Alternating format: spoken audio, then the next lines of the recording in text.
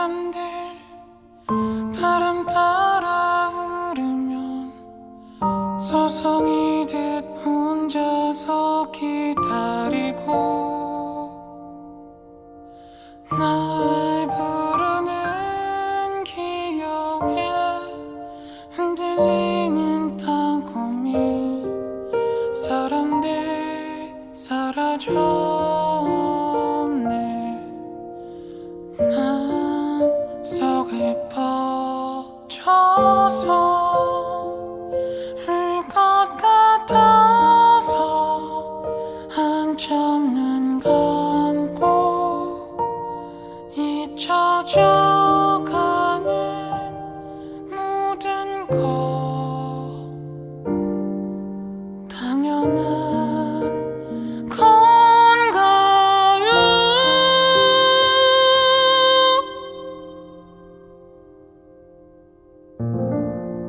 문학 라디오 헤이수의 문장의 소리. 안녕하세요. 문장의 소리가 하늘을 마감하고 새해를 맞이해서 준비한 첫 책 작가 특집 시간입니다. 저는 문장의 소리에서 작가를 맡고 있는 정현훈 시인이라고 합니다. 네, 오늘도 올해 첫 책을 낸 두 분과 만나볼 텐데요. 김유림, 양한다 시인과 함께 하겠습니다. 안녕하세요. 안녕하세요. 소개를 먼저 부탁드리겠습니다. 네, 안녕하세요. 저는 시 쓰는 김유림입니다. 지규나 은유로 표현을 해주시면 좋겠는데요. 너무 어려운데요. 너무 어렵나요? 네, 지규나 은유? 네, 그거 잘 모르겠고 저는 오랜만에 배출을 한 양한다라고 하고요. 창작동 인플로 활동하고 있습니다. 네, 좋습니다. 양한다 시인에 대해서 먼저 소개를 해드리면요. 2014년 현대문학으로 데뷔를 하셨고 시집 작은 미래의 책 그리고 두 번째 시집 백야의 소문으로 영원히를 출간하셨습니다. 그리고 김유림 시인은 2016년 현대시학으로 데뷔를 하셨고 시집 양방향을 출간하셨습니다. 시집을 내신 후에 바쁘셨을 것 같아요. 두 분 다 어떻게 보내고 계신가요?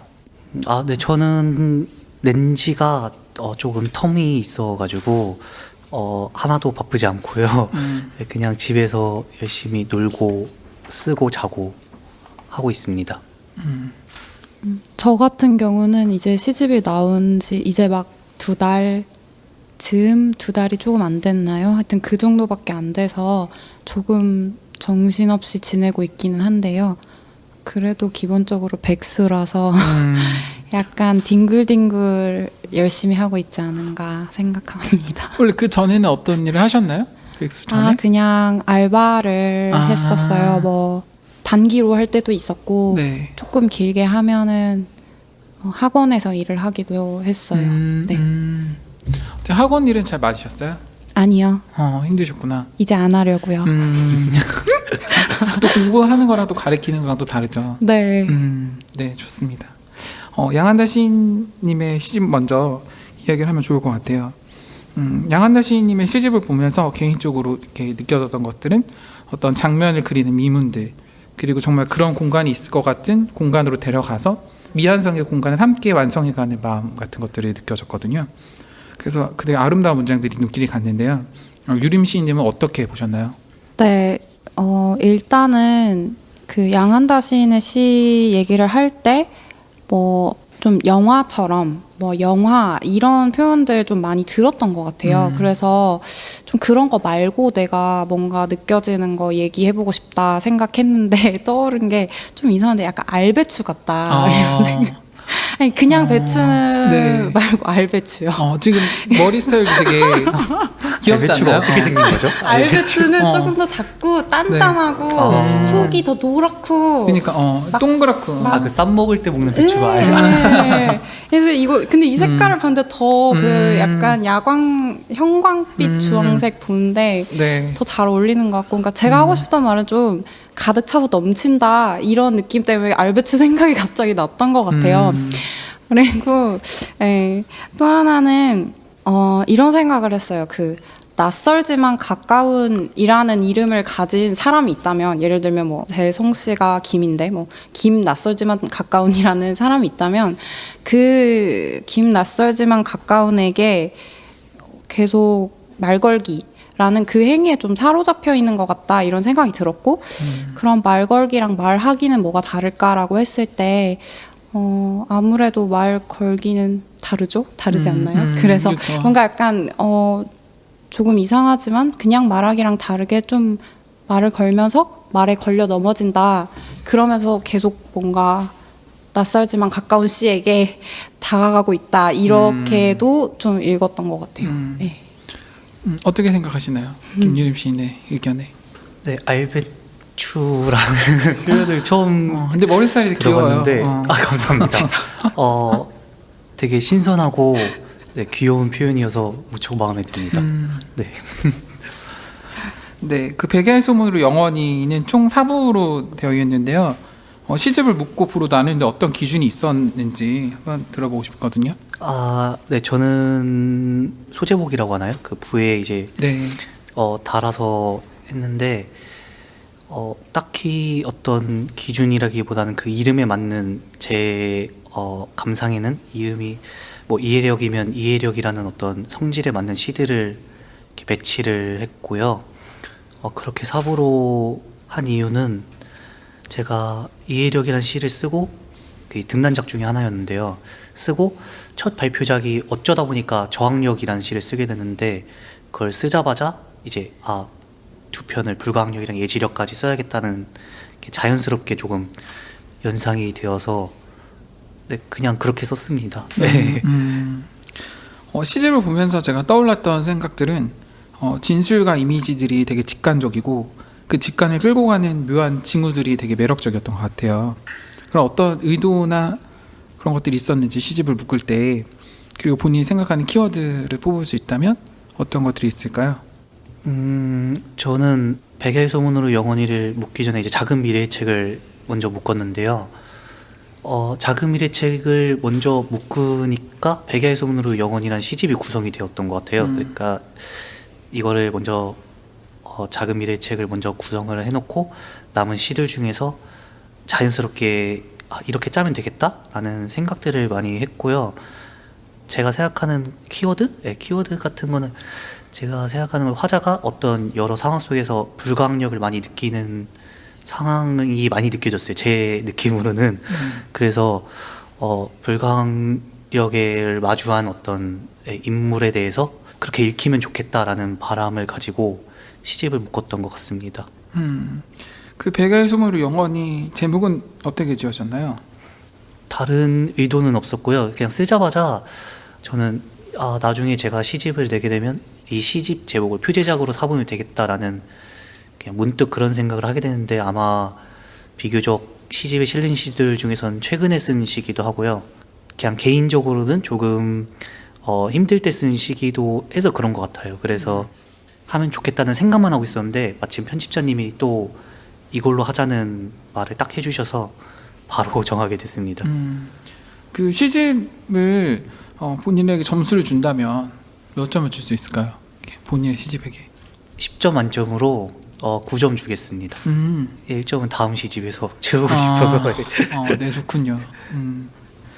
시 장미성운이나 또 다큐멘터리, 평행집, 밝은 성, 피그말리온 이런 시들을 보면 이렇게 서사가 있으면서도 없고 없으면서도 있었고 그리고 장면들이 있다가도 사라지고 또 미지의 세계로 예지하고 또 그 다음 장면을 기다리면서 이 시인이 또 어떤 말을 할지 궁금하게 만드는 시들이 많았어요. 양한다 시인은 시를 쓸 때 방식, 순서가 어떻게 되나요? 저는 그 안 써질 때는 무조건적으로 안 쓰고요. 네, 근데 이제 평소에 어떤 이거를 어떻게 이름을 불러야 될지 모르겠는데, 그러니까 요즘 뭐 인터넷 말로 하면 짤방이라고 하는 되게 짧은 길이의 영상들이 있잖아요. 그런 것들을 항상 이제 머릿속에 몇 개가 가지고 있고 그게 제가 충분히 어떤 소화가 될 때까지, 저 머릿속에서 편집을 충분히 거칠 때까지 조금 이렇게 머릿속에 놔두다가 이제 완성이 되면 이제 그때 좀 쓰기 시작하는 편입니다. 김유린 시인님은 궁금하신 것들이 있나요? 시집이든 뭐 개인적인 질문이든. 오늘 점심 뭐 드셨어요? 제가 너무 늦게 자서 점심이 조금 지나서 일어났는데 안 먹고 오려다가 왠지 길어질 것 같아서 네, 그래서 사천 짜파게티 컵라면을 먹고 왔습니다. 세 끼를 다 챙겨 드시는 편이에요? 아니면 한 끼, 두 끼 정도 먹습니다. 네. 이렇게 본인 해서 드시나요? 보통 그냥 그런 것들, 편의점에서 사 먹어서 그냥 돌려서만 먹는 그런 것들 많이 먹습니다. 근데 유림 씨는 식사를 어떻게 잘 챙겨 드시나요? 삼시세끼를?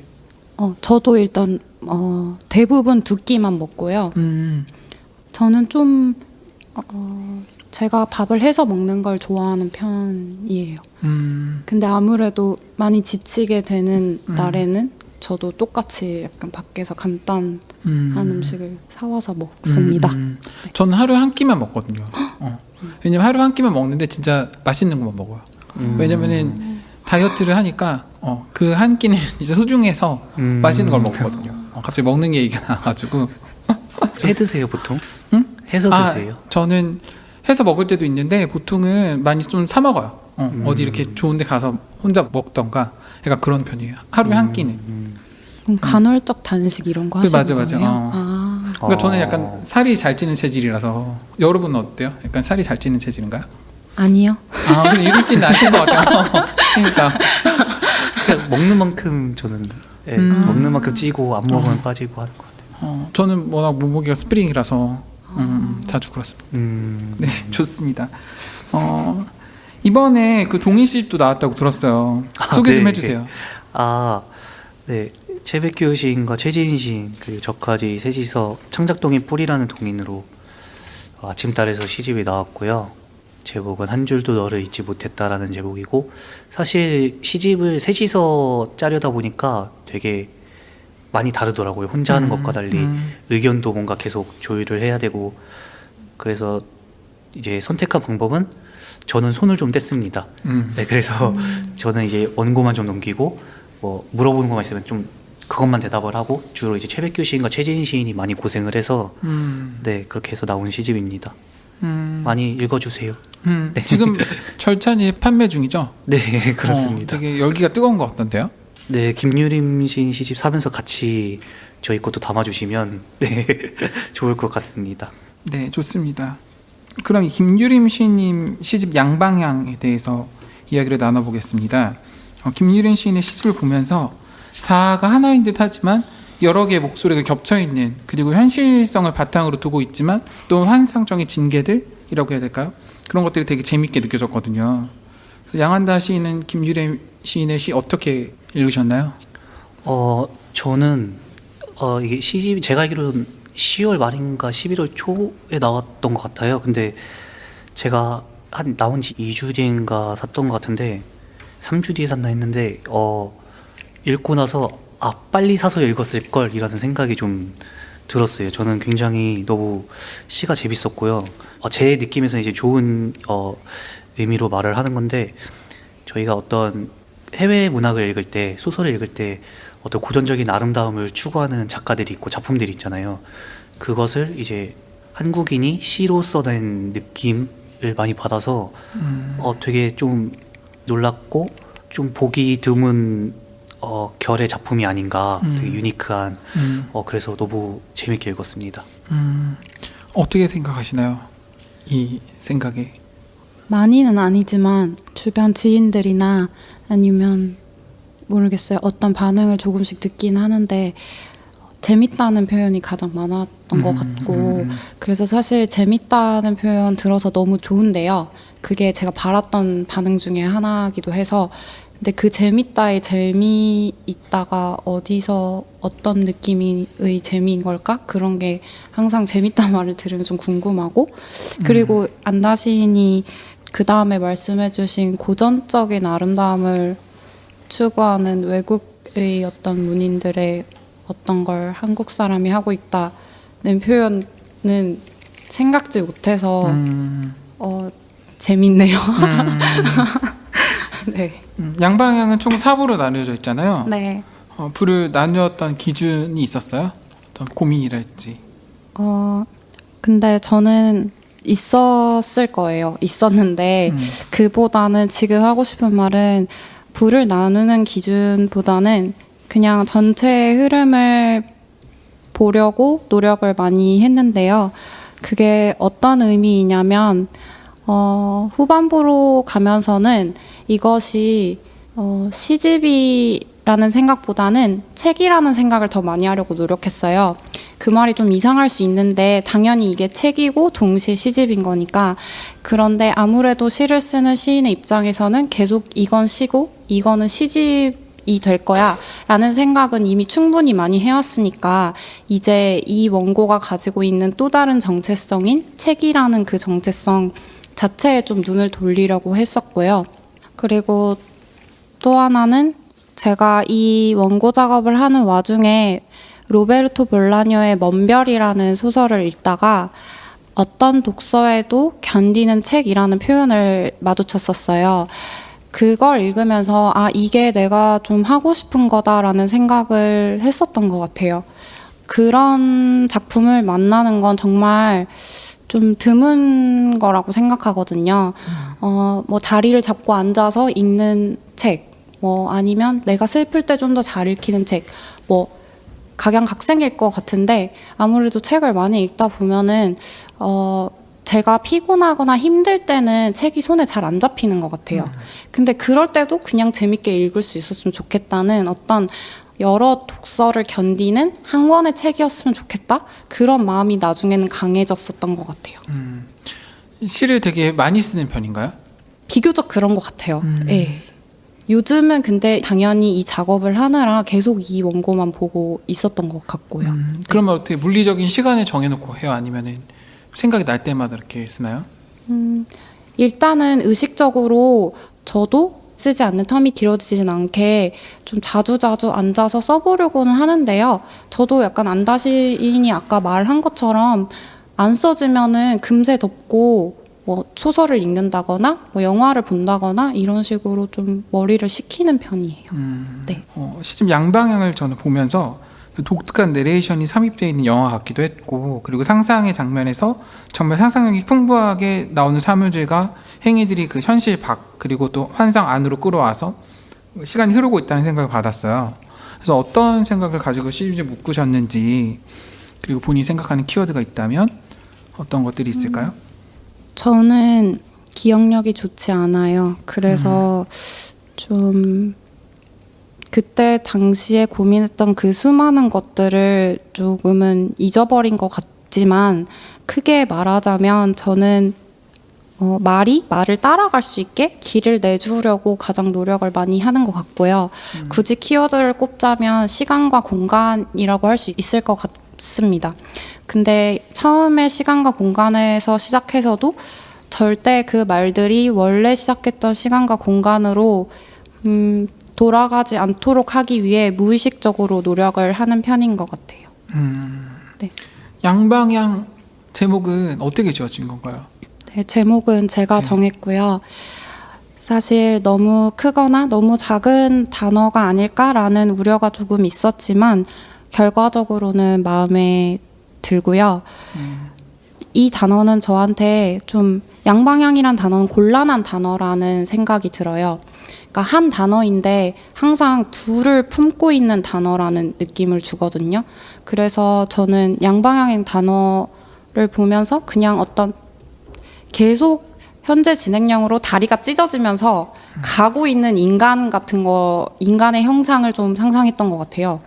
그래서 그런 어떤 곤란함? 그러면서도 계속 가는 그런 형상 자체가 좀 저한테 재밌게 다가와서 선택한 부분도 있는 것 같고요. 그렇습니다. 다리가 찢어진다는 게 다리 찢는다는 게 아니죠? 이렇게 쫙 찢는다는 네, 게. 근데 그 말이 사실 이상하죠. 왜냐하면 사람은 다리가 찢어져 있으니까 듣짝이잖아요. 그쵸, 네. 근데도 저는 찢어지고 있는 와중이라는 생각을 했던 것 같고 좀 어기적 걷는 거죠. 근데 어쨌든 그런 형상이 좀 상상이 됐고, 말하자면 계속해서 어떤 양방향 성이 지속되는 길을 계속 걷고 있는 걸 생각했던 것 같아요. 뭔가가 선택되는 게 아니라 그 선택지 두 가지가 계속 보존되는 어떤 성질의 것. 네, 이해할 것 같아요. 네. 그 시에서 시를 보면 해송숲 그리고 아마 은하철도 푸른 바다 면도기 이 상자 안으로 오이가 들어올 것이다, 이런 시들을 보면 상황들과 사물들이 또 엎어지고 움직이면서 그래도 되게 차분하고 고요히 끌고 가는 힘이 계속 느껴졌거든요. 김유림 시인은 시를 쓸 때 어떤 생각을 가지고 쓰는지 궁금해요. 근데 시를 쓸 때 사실 생각을 안 하지 않나요? 아닌가요? 어떤 죄송합니다. 의도를 가지고 쓸 수도 있고, 아, 네. 아니면 그렇죠. 무의식으로 쓸 수도 있고. 네. 저 같은 경우는 그때 제가 사용하는 생각은 평소에 우리가 나 생각 많이 했어. 생각이 안 나. 할 때 종류의 생각은 쓰지 않는 것 같아요. 그래서 어떤 시의 논리를 따라가는데 더 바쁜 것 같고 저는 그 바쁨이 좋아요. 그 약간 화이트아웃 되는 것 같은 느낌? 물론 이제 그거는 초고를 쓸 때의 얘기인 것 같고요. 사실 퇴고를 할 때 당연히 생각을 하게 되는데 초고를 쓰는 과정에서는 대부분 조금 제가 저를 놓고 생각을 안 하는 편이고 그 외의 시간에 항상 그냥 뭐 재밌는 거 없을까? 하고 시를 쓰기 전이랑 이후에 시 생각을 하는 것 같아요. 그리고 무의식적으로 의식하는 게 있다면 그거는 아까도 말했듯이 그냥 계속 말들을 보내는 거를 하려고 노력해요. 말을 가라 이런 식으로 가라. 가라. 네, 좋습니다. 양한다 시인은 김유림 시인에게 궁금한 것이 있다면 저 궁금한 게 있긴 한데 이게 좀 곤란 안 하셨으면 좋겠는데 그러니까 저는 김유림 시인이 본인이 스스로 생각하는 그 시에서 어떤 장점이나 그것을 의식을 하고 있는지에 대해서 되게 궁금했거든요. 네, 어느 정도 의식하고 있는 것 같아요. 좀 그 부분을 어느 정도는 한 것 같다고 느끼는데요. 물론 더 잘하고 싶습니다. 제가 대답 이상했나요? 아니 그냥 그러니까 의식하는지 궁금하신 건지 아니면 의식하는 부분이 궁금해요. 의식하고 계신지와 장점이 무엇이라고 생각하는지도 좀 궁금했어요. 네. 전 점심 뭐 드셨는지 물어봤는데 저는 그래서 어려운 질문. 저는 이게 너무 궁금해서 아. 아까 그 질문 듣고 이걸 질문해도 될까 이래서 글쎄요. 표현이 잘 되는지 모르겠는데 제가 생각할 때 일단 한 가지는 좀 제가 아까 말한 거랑 통하는 것 같은데 좀 있는 그대로 두려고 하는 것에 있다고 생각하고 그래서 보여줄 수 있는 일말의 정직성 같은 게 있지 않나? 그런 생각을 하긴 했던 것 같아요. 감사합니다. 내일 점심은 뭐 드시고? 내일이요? 내일 된장국. 그러니까 이런 거 드셔야죠. 저기 편의점에서 사 드시면 안 좋아요, 몸에. 건강에 챙겨 드셔야죠. 그 다음으로는 낭독 대신에 제가 재밌는 질문들을 좀 준비를 해봤는데요. 내가 다시 태어난다면 어떤 걸로 태어나고 싶으신지. 먼저 김유림 시인부터. 내가 다시 태어난다면 다음 환생이 있다면.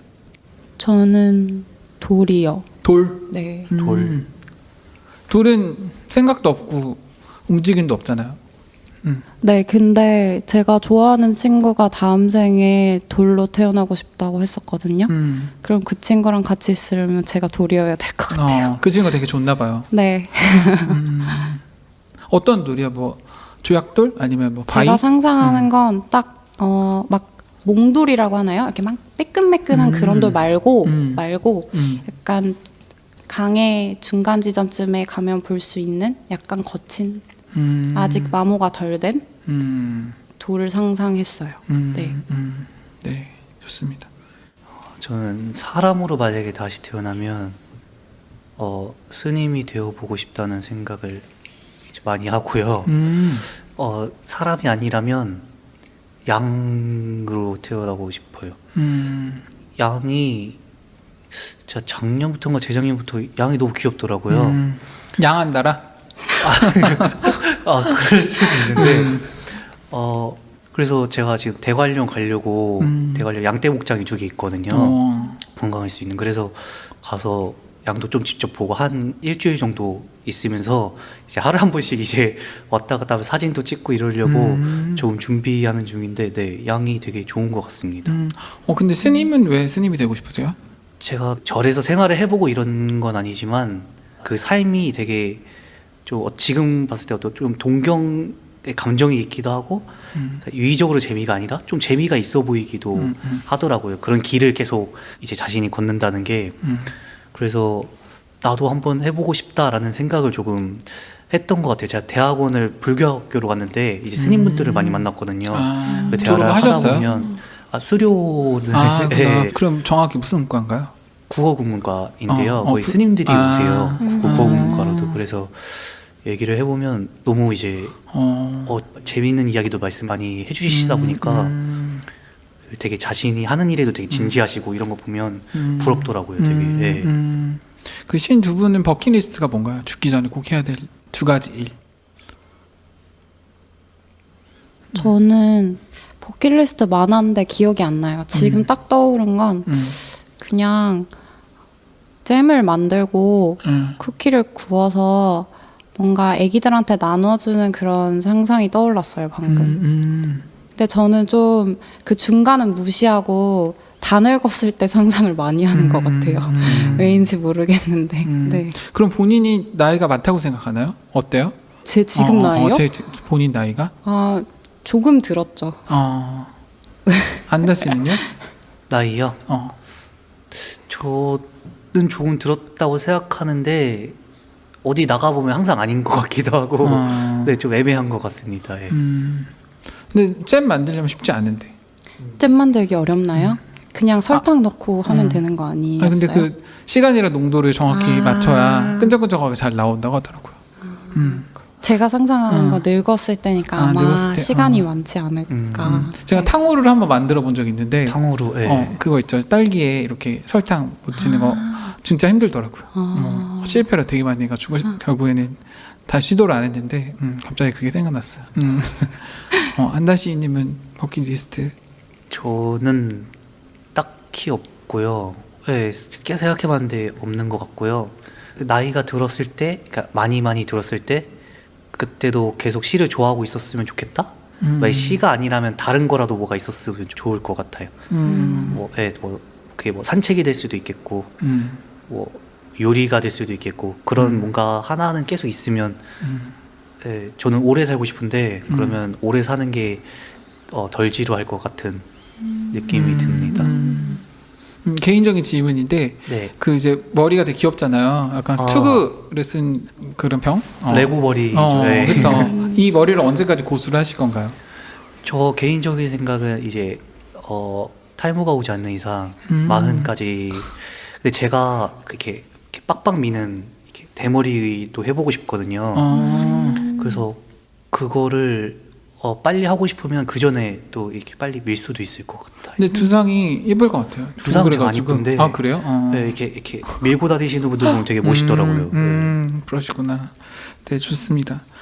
이제 마칠 시간이 거의 다 다가왔는데요. 다음 차기작이 궁금합니다. 다음 시즌은 어떤 것들을 묶어내고 싶으신가요? 유림 시인님부터. 저부터 하나요? 왜 자꾸 저부터 그러면은 하나요? 안다 시인님부터. 저는 지금 원고를 거의 다 꾸렸는데요. 자금일의 책과 백야의 소문으로 영원히와 같이 묶을 수 있는 이제 3부작으로 읽힐 수 있는 시집을 준비하고 있습니다. 제가 영화를 굉장히 좋아하는데 영화에도 트릴로지가 되게 많잖아요. 뭐 반지의 제왕이나 매트릭스나 이런 3부작처럼 3부작으로 잘 묶어내고 싶고요. 제가 미래에 대해서 얘기를 많이 했는데 시에다가 나이가 더 들면 못할 것 같더라고요. 어릴 때 생각하는 미래와 좀 더 들어서는 다르니까 그래서 그거를 중심으로 3부작으로 준비를 하고 있습니다. 네, 좋습니다. 네, 유림 시인님은? 저는 좀 비껴나간 답변일 수도 있을 것 같은데요. 좀 어제 정말 우연히도 나는 시를 잘 쓰는 것도 좋지만 내가 뭘 하는지 알고 싶다고 쓴 한 2, 3년 전에 메모를 발견했어요. 근데 그걸 보는데 이러면서 좀 확실히 시 당연히 잘 쓰는 거 좋고 잘 쓰고 싶지만 어떤 때는 제 본업이 결국 내가 지금 뭐 하고 있는 거지를 그 궤적을 약간 궁금해하고 그런 거라고도 생각이 들거든요. 그래서 그거 하나 말씀드리고 싶고 또 하나는 정말 딴소리를 계속하는 것 같아요. 괜찮은가요? 이렇게 아, 답변을 네. 뭔가 동문서답하는 괜찮아요. 느낌. 되게 그럼, 재밌어요. 아, 듣고 그래요? 있는데. 예. 그래도 듣는 재미죠.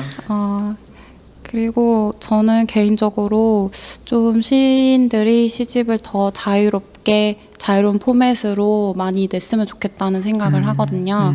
그게 좀 아무래도 소설가 분들은 단편집 내고 그 다음 해 뭐 장편이 나오거나 뭐 잘은 모르지만 좀 더 뭐랄까 자주 볼 수 있다는 느낌인데 맞아. 시인들은 좀 그 맞아, 텀이 길죠. 긴 편이잖아요. 보통은 물론 이제 자기 쓰는 호흡에 따라 그런 것이겠지만 만약에 준비가 돼 있다면 그리고 보통은 이제 50편씩 싫지만 뭐 현대문학 팬 시리즈처럼 20편씩 싣는 경우도 있고 요즘엔 뭔가 좀 그 출간의 리듬 자체가 그 작가의 어떤 한 면모를 구성하는 어떤 특성이 되면 재밌지 않을까 그런 생각을 요즘에 하고 있어요. 그럼 다음 시집이 빨리 나오는 편인가요?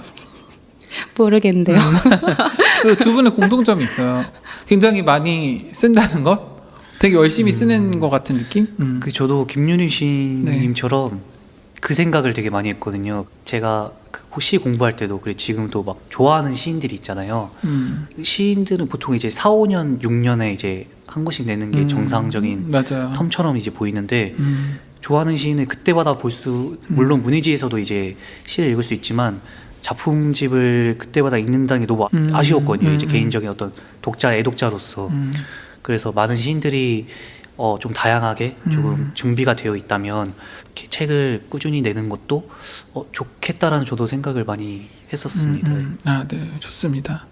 네, 이제 정말로 두 분 보내드리겠습니다. 지금까지 정현우 신이었습니다. 네, 감사합니다. 감사합니다.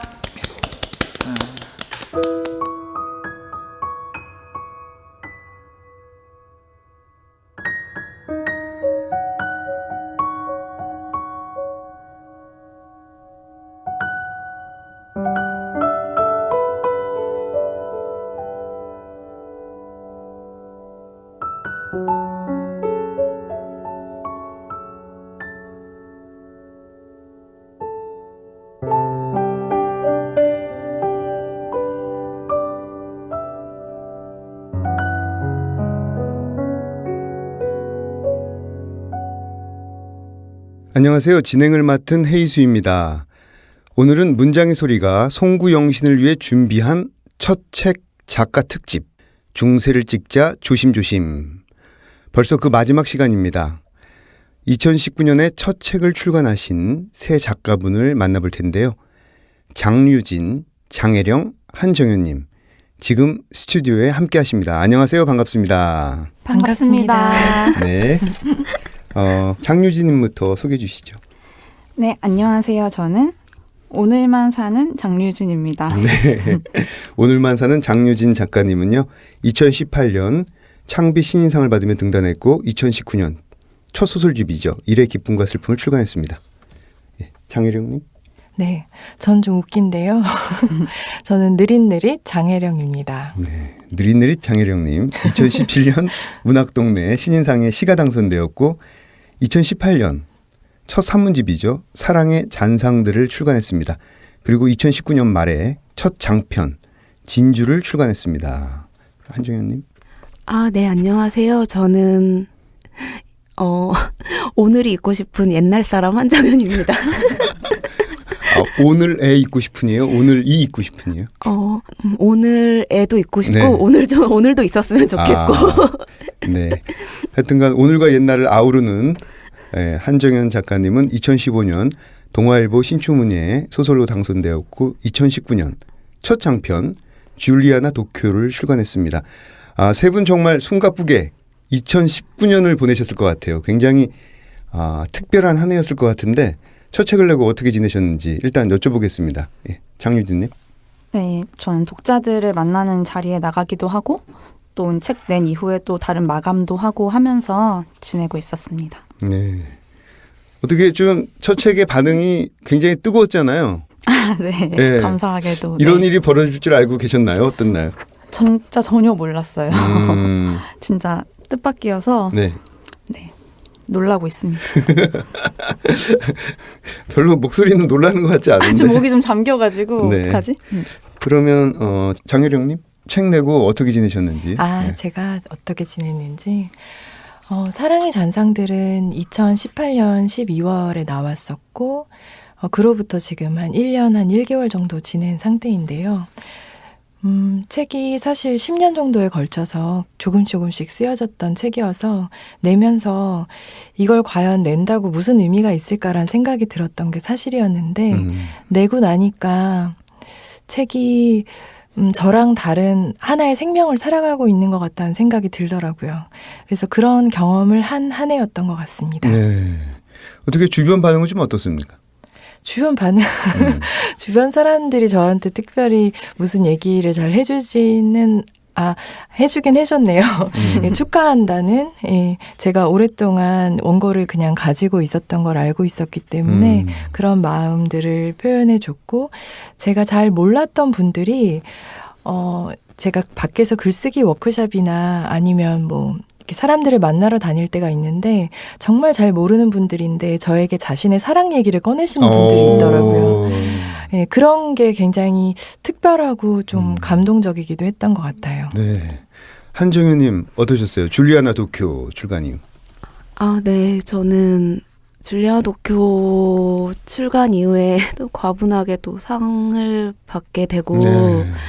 사실 좀 아직도 약간 허공에 떠 있는 기분으로 네. 책이 나오고 나서 많은 분들에게 축하도 받고 네. 또 저한테는 약간 상상의 동물이었던 독자님들도 실제로 뵙게 돼서 약간 현실로 오늘로 약간 편입된 것 같은 기분을 느끼며 살고 있었습니다.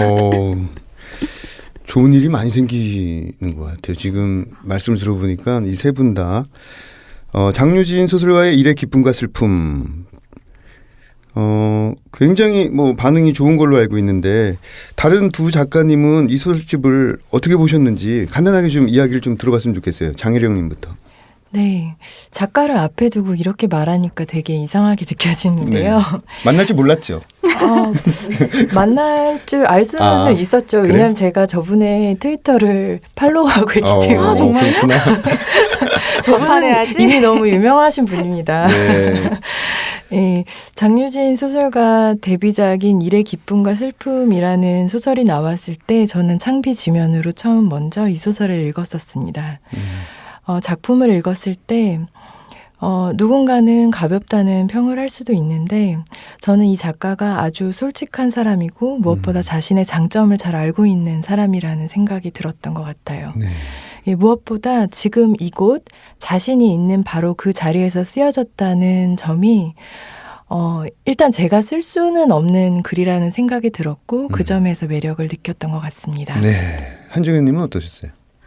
네, 저는 일단 이 장유진 작가의 그 소설집의 작품에 나오는 인물들이 전부 조금씩 자신만의 어떤 꼬인 점도 갖고 있고 근데 그게 크게 막 악하거나 또 뭐 크게 선하거나 이런 게 아니라 근데 사실 제가 좀 그렇거든요. 근데 이제 저는 일기장에만 쓰고 밖에서는 이제 좀 선한 이미지를 추구하기 때문에 제가 말하지 못하는 점들을 근데 늘 생각하는 점들을 그 소설 속 인물들이 말을 하고 있더라고요. 그래서 일단 그런 게 정말 너무너무 재밌어서 저는 일단 소설을 재밌어야 한다고 생각하거든요. 네. 최대의 장점이고 그런 게 아닐까 생각을 해봤어요. 네. 예, 읽는 재미가 있어서 그러니까 그렇게 자리를 잡고 읽으려는 생각을 하지 않았는데 계속 읽게 되는 글이었던 것 같아요. 너 지금 볼에 막 소름이 돋는데 약간 부담스러우시죠? 앞에서 들으니까 그럼 얘기 중단할까요? 그게 바로 인터뷰의 기쁨과 슬픔이에요. 감사합니다. 네. 해설을 쓴 이나영 평론가의 표현대로 어떤 센스의 혁명이라고 부를 만큼 이 소설집엔 그동안 한국 소설이 외면해온 어떤 지점들이 많이 보이는데요. 어떤 노동의 현장, 근로의 또 기쁨과 슬픔, 일상들 이런 것들이 보이는데 잘 살겠습니다라는 작품도 또 그렇고요. 어떻게 작품이 시작되었는지 좀 얘기를 좀 들어볼 수 있을까요? 일의 기쁨과 슬픔 같은 경우는 제가 회사 1년차 때 소설을 처음 쓰기 시작했어요. 그때 이제 문화센터에서 소설 강좌를 들으면서 소설을 처음 쓰기 시작했는데 그 소설 강좌가 지금 DJ 보고 계시는 혜리 작가님의 강좌였어요.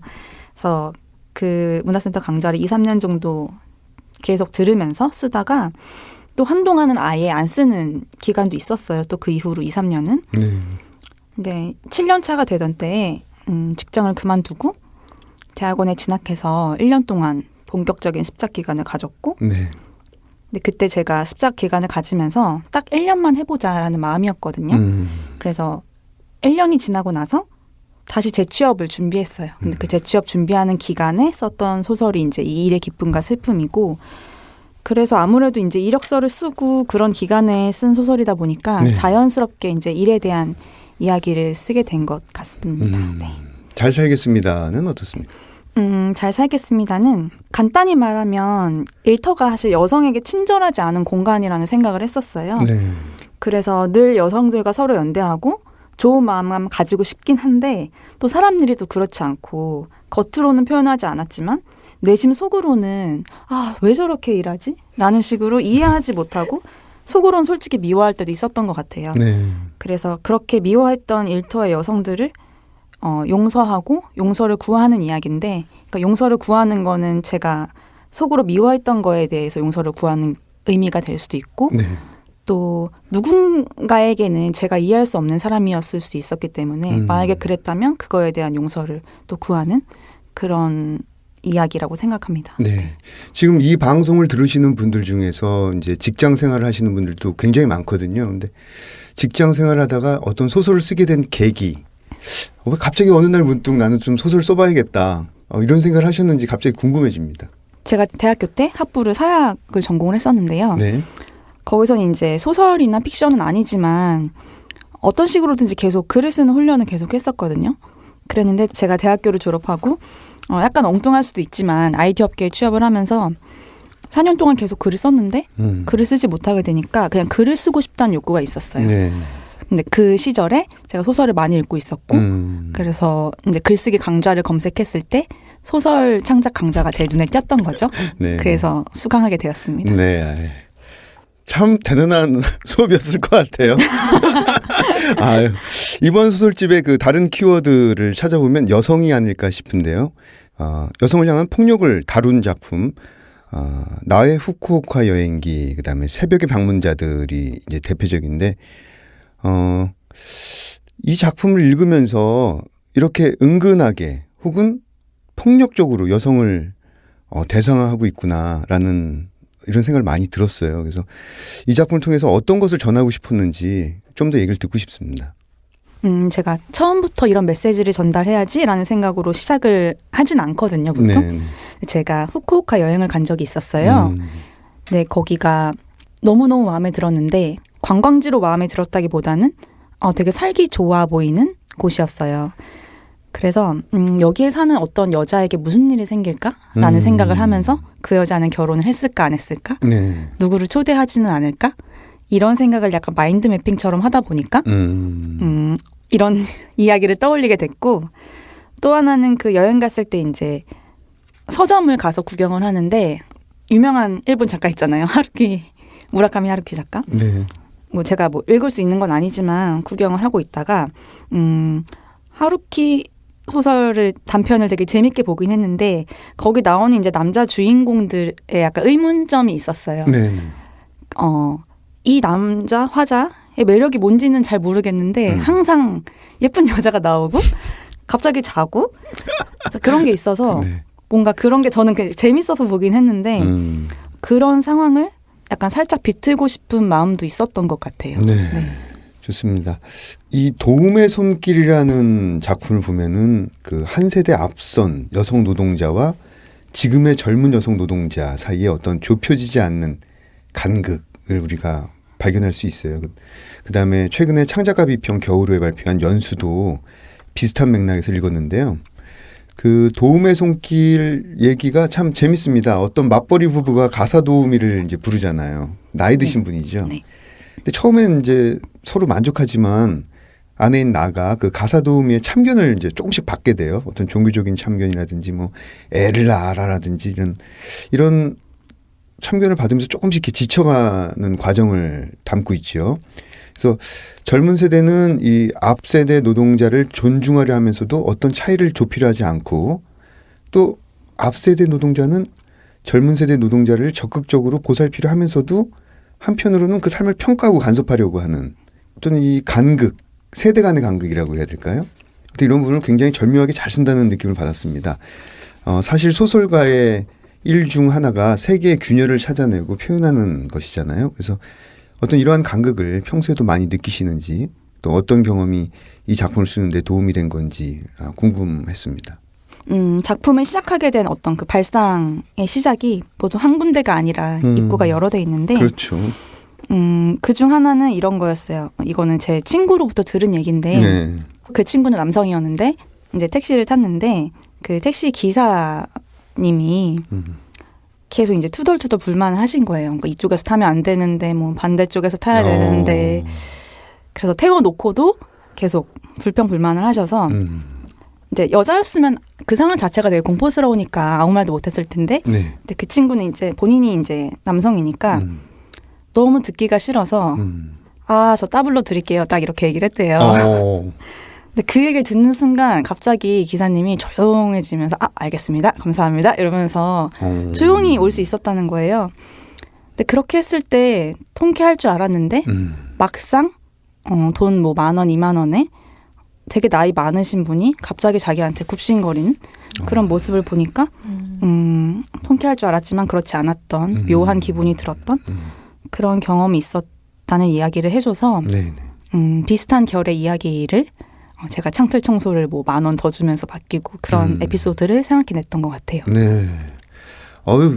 여러 진짜 입구와 출구를 쪽에서 발상을 얻게 되는 것 같아요. 네. 그다음에 이 취업 혹은 안정을 찾아 고투하는 인물이 나오는 두 작품 다소 낮음과 템페레 공항. 탐페레로 읽어야 될까요? 템페레로 읽어야 될까요? 탐페레로 읽으시면 될까요?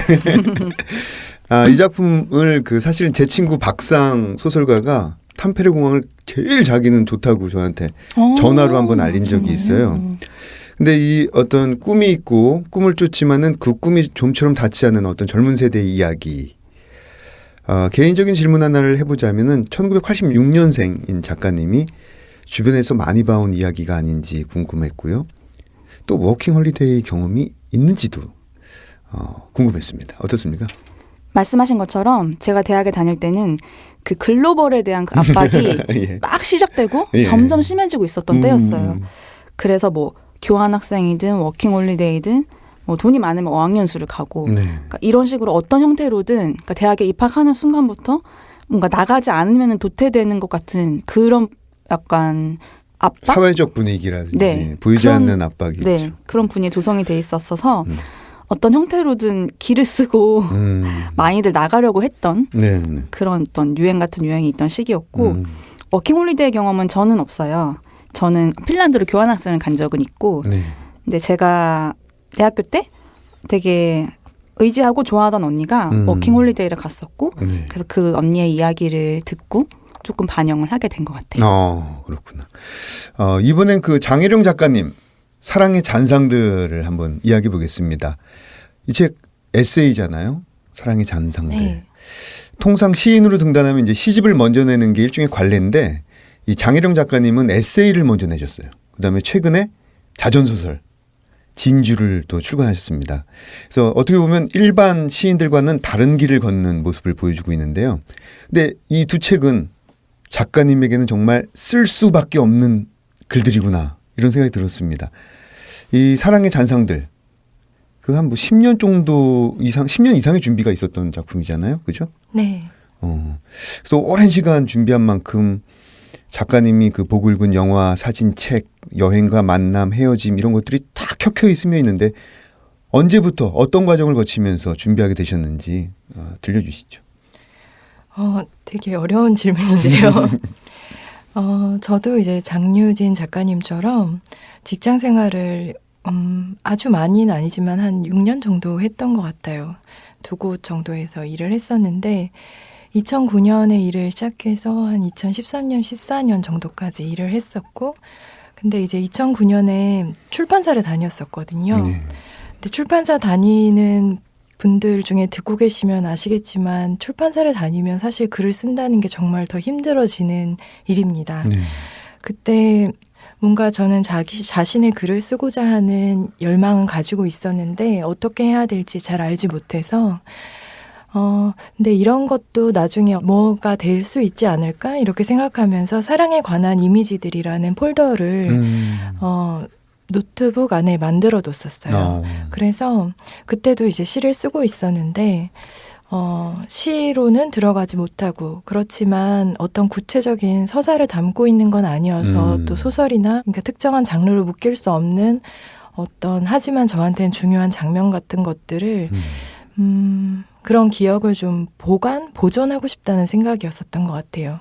그래서 그것을 사랑에 관한 이미지들이라고 붙였는데 사실 정말 연인 간의 사랑 뭐 이런 것만 다루고 있는 책도 아니고 그때 그 글 역시도 마찬가지로 그랬는데 주로 제가 어떤 장면을 보고 관찰하고 응시하고 네, 기억하는 그런 것들에 대한 이야기였었거든요.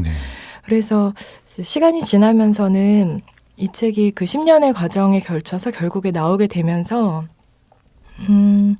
아마도 어떠한 장면을 마음속에 간직하고 다시 돌아보는 일이라는 게 글을 쓰는 사람의 일과 굉장히 비슷한 일이고 그것이 어쩌면 사랑하는 사람의 모습과도 닮아 있다는 생각을 하게 되었었던 것 같아요.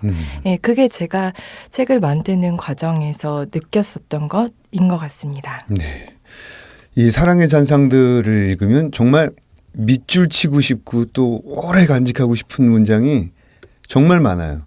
그래서 지금 사랑에 빠진 분들은 이 책을 꼭 봐야 될 것 같고 제 개인적으로는 이 롤랑 바르트의 사랑의 단상보다는 또 이 사랑의 잔상이 오히려 손이 더 자주 가는 측면이 있어요.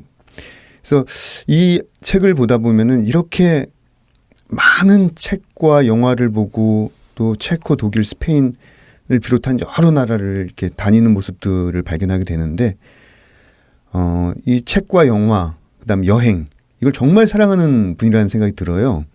그래서 시간을 어떻게 좀 분배해서 향유하시는지 뭐 하루에 뭐 몇 페이지는 꼭 읽는다 아니면 읽고 나면 나는 반드시 기록을 남긴다 뭐 영화를 일주일에 몇 편 이상 본다 뭐 이런 규칙들이 있어요? 어때요?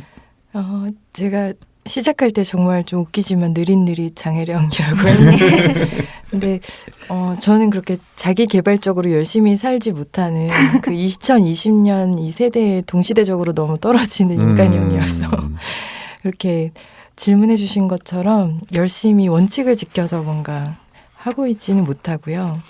다만 이제 아마 회사 다닌 경험이나 일을 하시는 경험을 하신 분들은 많이 그렇게 공감하실 수 있을 것 같아요.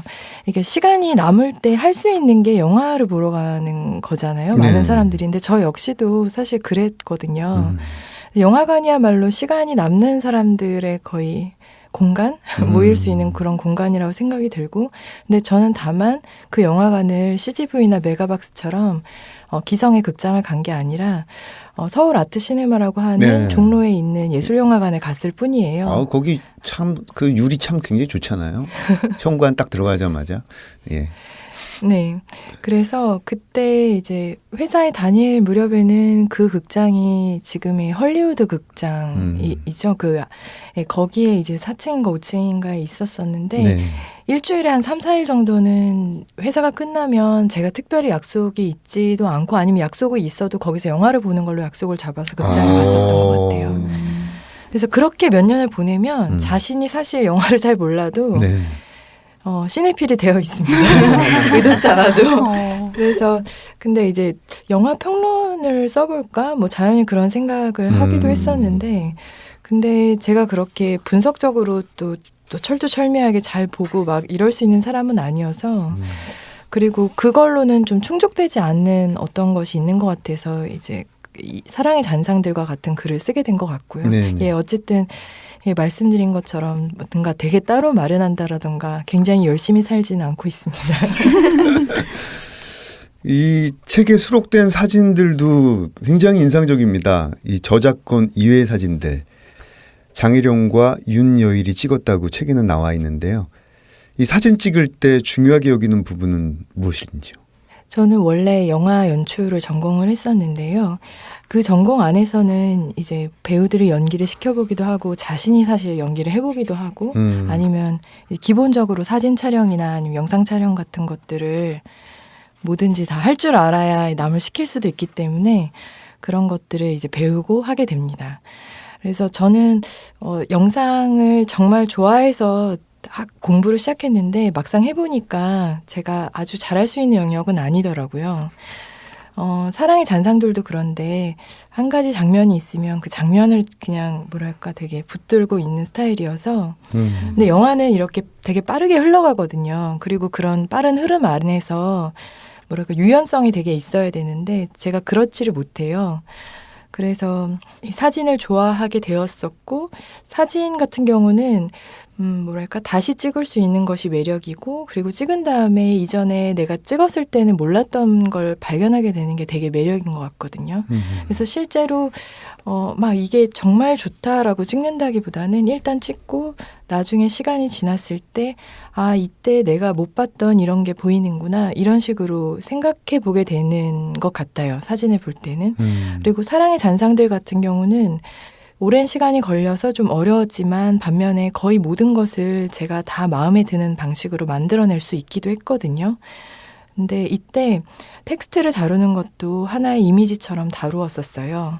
그리고 이 안에 말씀해 주신 것처럼 제가 찍었던 사진들 말고도 다른 사람들의 이제 영화 속의 장면이라던가 사진 같은 것들도 들어있는데 네. 그것이 전체적으로 하나의 흐름 안에서 흘러갈 수 있도록 계속 아주 오랜 시간을 들여서 편집을 했었던 것 같아요. 대표적으로는 손을 내미는 이미지 시작해서 그것을 다른 사람이 맞잡고 또 다시 내미는 그런 이미지들을 계속 반복적으로 등장시켰었던 것 같습니다. 네. 그 사랑의 잔상들 장유진 한정현 작가님은 이 책을 어떻게 보셨는지 그리고 마음에 든 한 문장을 꼽는다면 어떤 부분인지 한정현 작가님부터 말씀. 아, 네. 방금 그 손에 관련된 이미지에 대해서 말씀해 주셨잖아요. 네. 근데 제가 공교롭게도 근데 문장은 아니라 문 단위거든요. 네네. 그 이런 문장이 있더라고요. 그러니까 문 단위인데 그러니까 아버지의 자살 모티브로 소설을 쓴 작가님에 대해서 이야기를 하시면서 아는 것을 재현한 건지 아니면 아들도 모를 수도 있다 이렇게 하시면서 시도가 남는다고 하시고 이제 거기서부터 어쩌면 그것이 쓰기의 전부다. 사랑의 전부다. 당신의 뒷모습에 다가가. 당신에게 닿고자 했던 그 손이 전부다. 이런 부분이 있었고 사실 여러 개 골라왔는데 그만 읽을게요. 네. 죄송합니다. 네, 장유진님. 네, 저는 챕터 6 네. 이별하는 사람에서 그 단 하나의 테이블이라는 글의 마지막 부분에 나오는 문장인데요. 네. 이별은 있는 것이 아니라 도리어 부재하는 사람과 마주 앉을 한 개의 테이블을 필요로 한다라는 문장이 너무 좋았어요. 그래서 개인적으로는 여태까지 들어왔던 어떤 이별에 대한 비유 중에 되게 가장 와닿는 표현이라고 생각을 했고 네. 그러니까 이 문장을 읽고 나면 되게 공간감이 되게 느껴지잖아요. 테이블이라는 단어가 나오면서 그렇죠. 그래서 이 테이블의 이미지가 시각적으로 공간적으로 되게 강렬하게 남아가지고 다 읽고도 어떤 잔상? 이 네. 책의 제목처럼 그런 잔상이 남는 문장이었던 것 같아요. 네. 그 저는 재미있게 본 부분이 그 한정현 소설가의 줄리아나 도쿄 맨 마지막에 작가 후기가 나와 있는데 이 작가 후기하고 이 도플갱어 두 개의 삶 장혜령 작가가 쓴 도플갱어 두 개의 삶 이 내용이 되게 흡사해요. 보면서 어떤 한정현 작가가 그 어머니의 수첩을 보면서 이제 쓴 작가 후기 부분이 있는데 그것과 이 장혜령 님이 쓴 도플갱어 두 개의 삶 거의 흡사한 제가 읽으면서 비슷한 내용을 담고 있구나라고 생각했어요. 어떤 동시성과 동일성을 다루고 있는데 두 분의 의견을 들어봤고요. 이 최근에 이 진주라는 소설에 대해서 또 잠깐 얘기를 나눠보는 게 좋을 것 같아요. 이 소설은 1970년대에서 90년대 학생운동과 노동운동에 관한 다양한 자료, 사진, 일기, 악보, 뉴스 어떤 이런 것들을 낯선 방식으로 결합해서 재구성, 직조된 책으로 보이는데 언뜻 이 르포르타주 혹은 에세이로 부를 법한 이 책을 소설로 이름 붙인 데에는 그 소설가 한강 작가의 의견이 크게 작용했다라고 알려져 있습니다. 이 소설을 쓸 수밖에 없었던 이야기 잠깐 듣고 싶습니다. 네.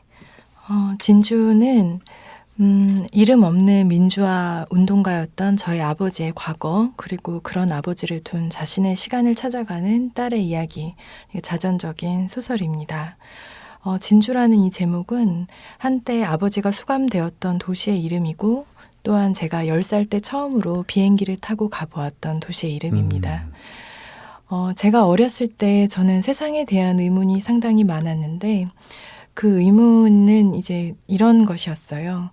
많은 어른들은 아버지가 나라를 위해서 훌륭한 일을 하고 계신다고 했는데 왜 아버지는 쫓겨다니고 도망다니고 감옥에 갇히는 그런 삶을 살아야 하는 걸까? 이런 의문들이 있었는데 그런 의문들을 주변 사람들한테 한 번도 이야기로서 꺼내서 말을 해본 적은 없었거든요.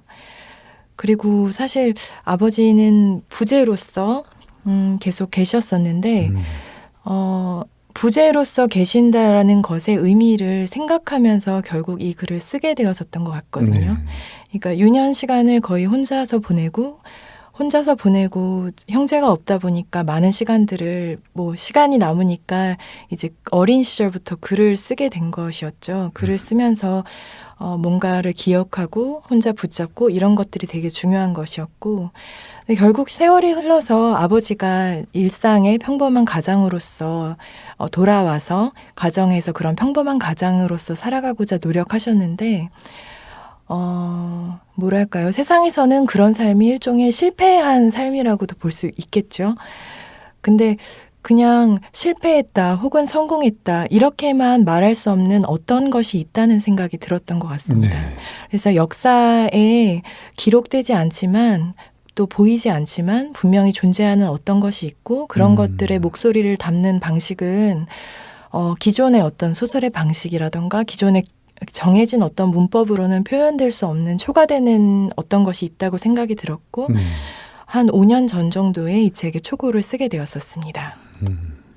지금 아직 이 책에 대해서 잘 모르시는 청취자분들을 위해서 이것을 소설이라고 이름 붙이는 데에는 한강 작가의 의견이 크게 작용했다. 이 부분에 대해서 조금 약간 보충 설명을 해주시면 좋을 것 같아요. 예, 알겠습니다. 영화를 공부했었는데 학교에서 이제 여러 수업을 듣고 제가 방황을 많이 했기 때문에 그 소설가 한강 씨가 이제 처음 30대에 강의를 시작하셨을 때 학교에서 한 번 강의를 하신 적이 있었고 그때 제가 그분의 검은 사슴이라는 책을 좋아했기 때문에 소설 수업을 한번 들어봤었습니다. 그때 처음 글을 썼었는데 저는 그때 선생님이 주어주었었던 과제가 소설이라는 게 뭐 특별한 게 아니라 자신과 가까운 이야기로부터 출발하면 된다 이런 얘기를 했었는데 저는 그때 그 과제를 제대로 수행하지는 못했었던 것 같아요. 근데 그게 그랬기 때문에 마음속에 많이 오래 남더라고요. 내가 그걸 하려고는 정말 많이 노력했는데 잘 되지 않았고 그래서 그것이 마음속에 오랜 시간 동안 현재 책을 내기 전까지도 빚으로서 남아 있었고 수업도 사실 제대로 안 갔거든요.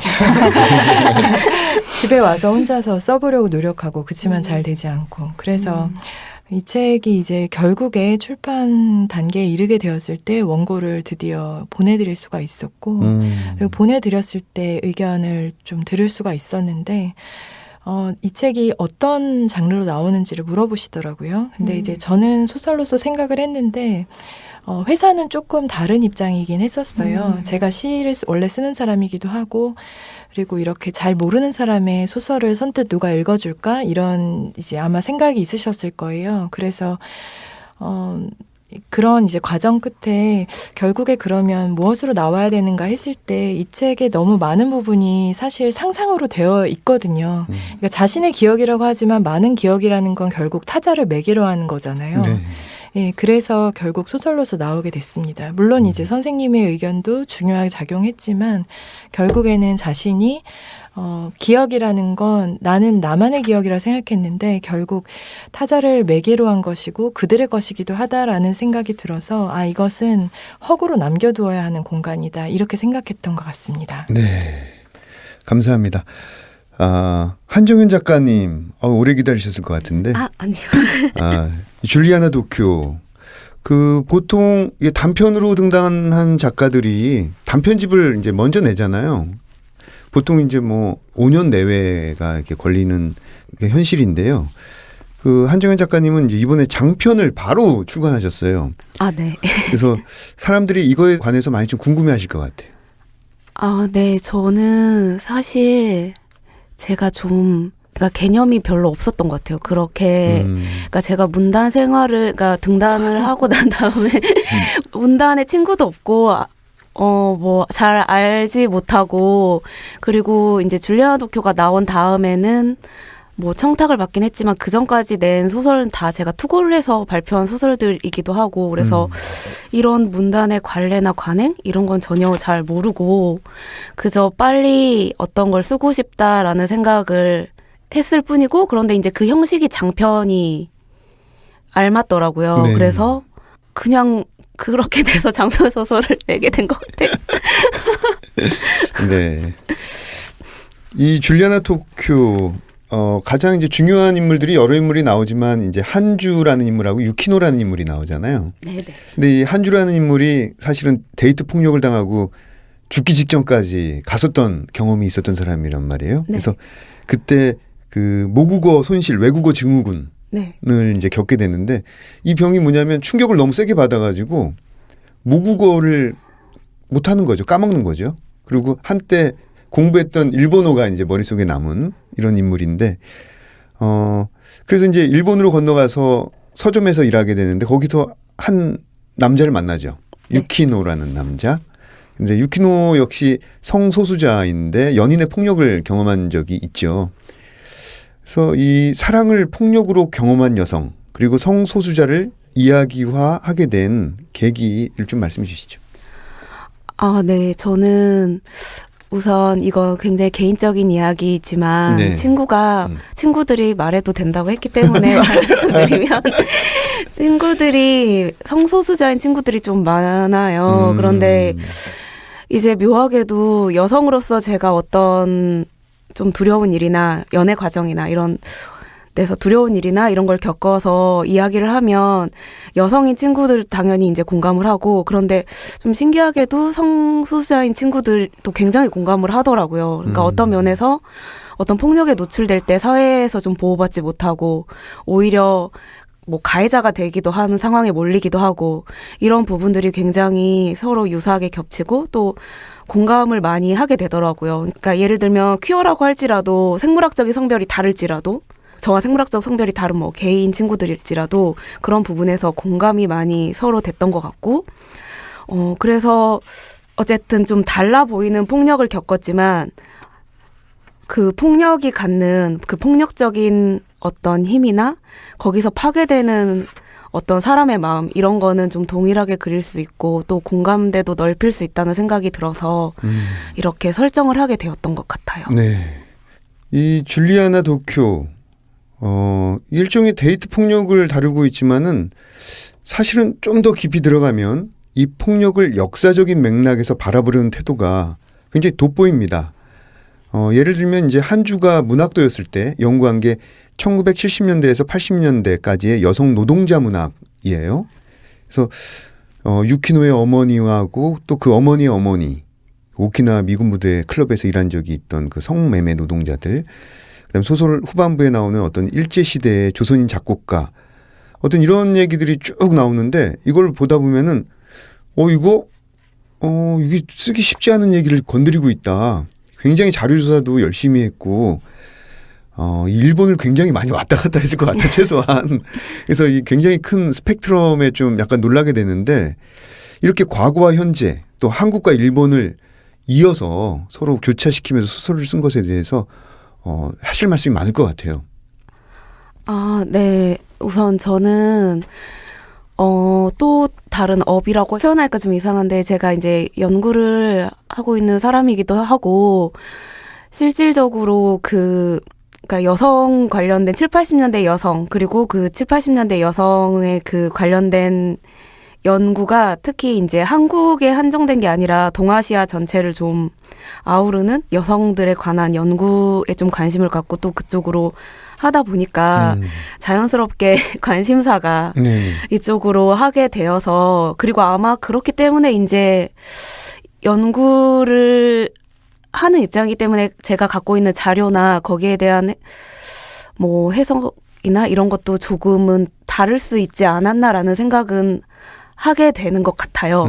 그리고 이제 제가 그냥 개인적으로 생각하기에 지금 우리가 현재 아까 제가 옛날 사람이라고 표현을 했는데 그 이유가 현재 저희가 어떤 폭력을 겪고 있는 걸 쭉 따라가다 보면 과거 어떤 지점들로 계속 흘러가고 반복되는 지점들이 있더라고요. 그래서 어떤 폭력의 기원을 좀 추적해 보는 것도 좋겠다. 그러니까 내가 왜 이런 일을 당하고 있지 했을 때 현재에서 다 해소되지 않는 것들이 사회 문화적인 맥락에서는 분명히 존재를 하고 네네. 그래서 그 기원을 좀 따라가 봐야겠다라는 생각을 하다 보니까 그런데 이제 한국이 세계에 혼자 있는 나라가 아니다 보니까 네.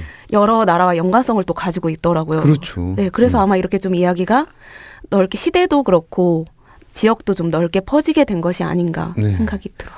제가 참 좋아하는 방식의 주제이고 또 좋아하는 방식의 글쓰기 분야인데 아니 근데 이 소설 쓰는 이 구체적인 방식으로 들어가면은 그 인물들이 직접 현실에서 만나기도 하지만은 어떤 문헌이나 사진, 기억 이런 걸 통해서 연결이 막 되잖아요. 그래서 어떤 모자이크라든지 퀼트 같은 소설이라는 생각이 들었는데 이런 방식의 소설 쓰기에 매료된 계기가 있나요?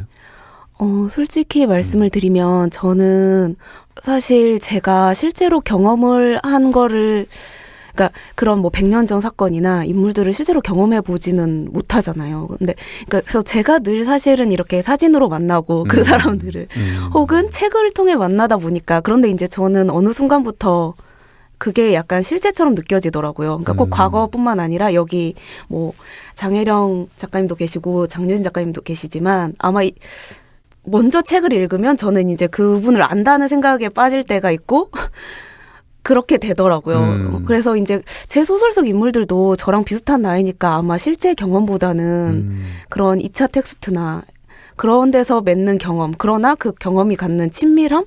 이런 거 굉장히 깊을 거라는 생각이 들어서 뭐 간단히 말하면 제가 그냥 실 경험은 일천하나 독서 경험으로 주로 그런 걸 쌓아왔기 때문에 인물들도 그러지 않을까 싶어서 하게 된 것 같아요.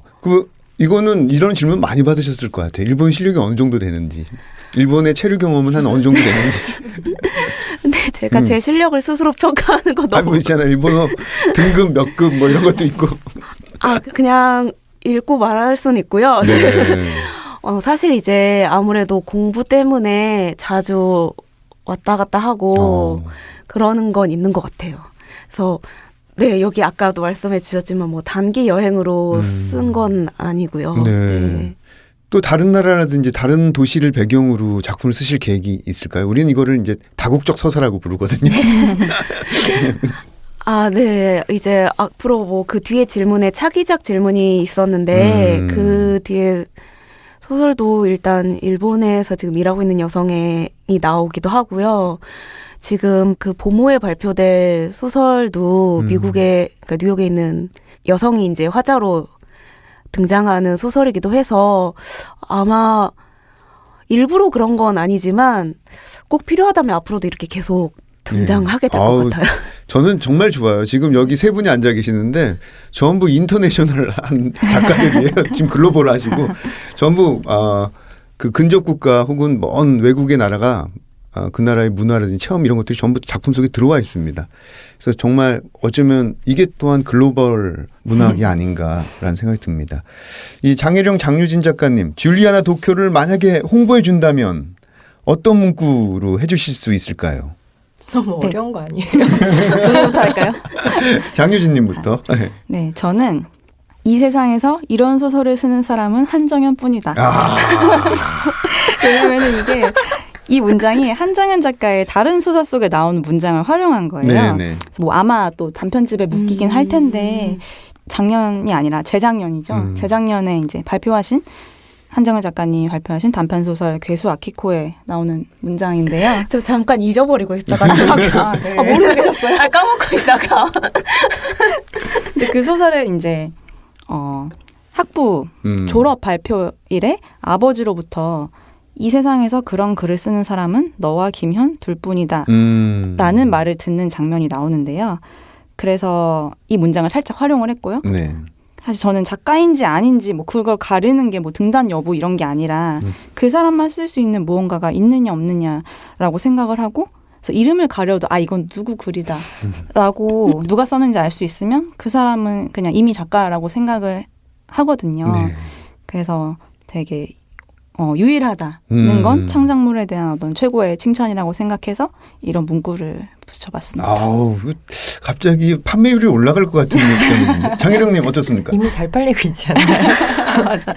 네, 저도 기름을 끼얹어 주시죠. 일단 저도 처음에 나왔을 때 샀습니다. 사고 읽었는데 문제는 흰 책이어서 좀 더럽혀지기가 쉽다는 거. 예, 눈처럼 하얀 그런 표지로 된 책이고, 그 뒷표지에 그 추천사에도 나와 있지만 이항지의 작품과 이제 약간 거론하면서 추천을 하고 있는 추천평을 보고, 제가 90년대에 많이 한국에도 알려졌던 유밀이라는 작가나 이항지 씨나 제일조선인 계열의 작가들의 작품을 읽는 걸 좋아하거든요. 네. 근데 뭐랄까 그런 종류의 향수나 느낌 같은 것을 한국 작가에게서 받는다라는 느낌이었었어요. 예, 그것이 제가 할 수 있는 홍보는 아니고요. 그런 느낌을 받았었고, 그리고 이 작가의 다른 작품도 읽어보고 싶다라는 생각을 갖게 한 책이었었습니다. 네. 아우, 대단합니다. 새 작가분들에게 차기작을 또 여쭙지 않을 수가 없는데, 장유진님부터 말씀해 주시죠. 네, 저는 장편을 아직 뭐 한 글자도 쓰진 않았는데요. 이제부터 쓸 거고, 써서 연말에 아유, 왜 이렇게 좋아하세요? 나는 썼는데 이런 표정을. 아니요, 금방 쓸 수 있어요. 장편 또 선배님으로서 그래서 장편을 아직 안 썼지만 써서 연말에 온라인 플랫폼에서 연재를 할 계획입니다. 네. 연말. 2020년 말. 네. 장유진 작가의 장편 기대하겠습니다.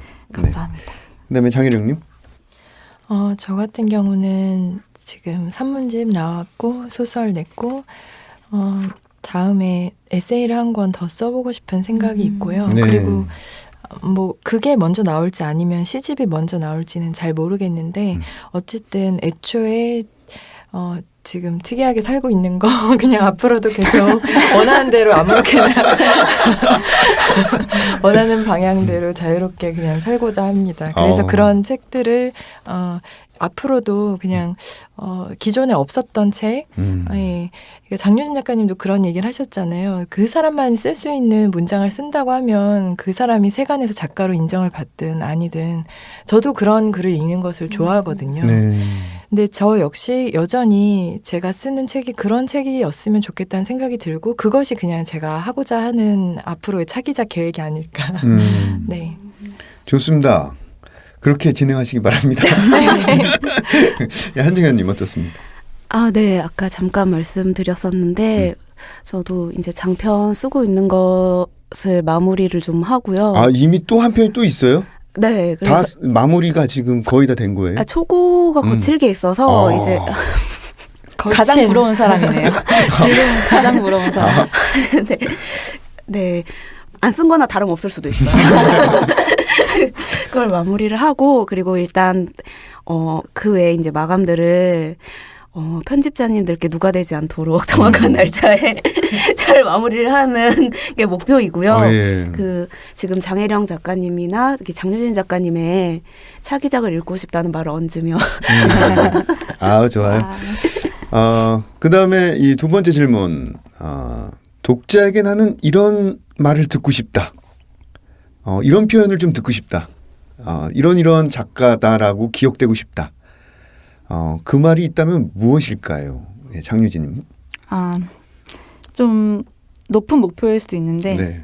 믿고 읽는 작가라는 말을 듣고 싶어요. 그래서 이 작가의 신작이 나오면 내가 믿고 읽는다라는 그런 작가가 되고 싶습니다. 좋아요. 장혜령님. 왜 이렇게 계속 어려운 질문을 하세요? 여기가 그런 곳입니다. 이게 뭔가 이거 되게 어렵더라고요. 근데 어쨌든 독자들이 이거는 장혜령이 쓴 글이구나. 이런 것을 알아볼 수 있는 이렇게 느낌이 있는 그런 글을 썼으면 한다. 그리고 독자들 역시도 그걸 알아봐 주었으면 좋겠다라는 바람을 갖고 있습니다. 네. 한정현님.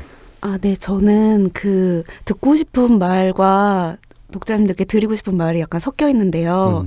제가 최근에 그 양기자 작가님의 모순을 다시 읽다가 이런 문장 발견했거든요. 네네. 사랑하지 않고 스쳐 지나갈 수도 있었는데 사랑일지도 모른다고 걸음을 멈춰준 그 사람이 정녕 고맙다고라는 문장을 보고 제가 표시를 해놨었는데 우선 제 책을 스쳐 지나갈 수도 있는데 멈춰져 주셔서 감사하고 앞으로도 그렇게 늘 그러니까 그냥 스쳐 지나갈 수 있지만 어쩐지 멈추고 싶게 만드는 작가 그런 작가라는 말을 듣고 싶습니다. 좋습니다. 왜 나는 책을 내고 이런 말을 못했을까? 갑자기 갑자기 굉장히 진한 후회가 드는 만큼 멋있는 각오였습니다.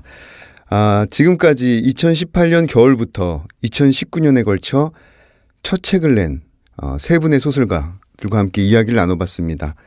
장유진 소설집 일의 기쁨과 슬픔, 장혜령 산문집 사랑의 잔상들, 한정연 장편소설 줄리아나 도쿄, 청취자 여러분들의 많은 관심을 부탁드립니다. 이렇게 이번 시즌을 마무리하게 되었는데요. 한국 문단의 현장을 소리로 담아내는 문장의 소리. 얼마 전에는 네이버 오디오 클립에서 높은 순위를 기록했습니다. 여러분의 뜨거운 성원에 감사드립니다. 지금까지 PD 조혜진 소설가, 구성작가 정현우 시인, 저는 진행을 맡은 혜수였습니다. 감사합니다. 감사합니다.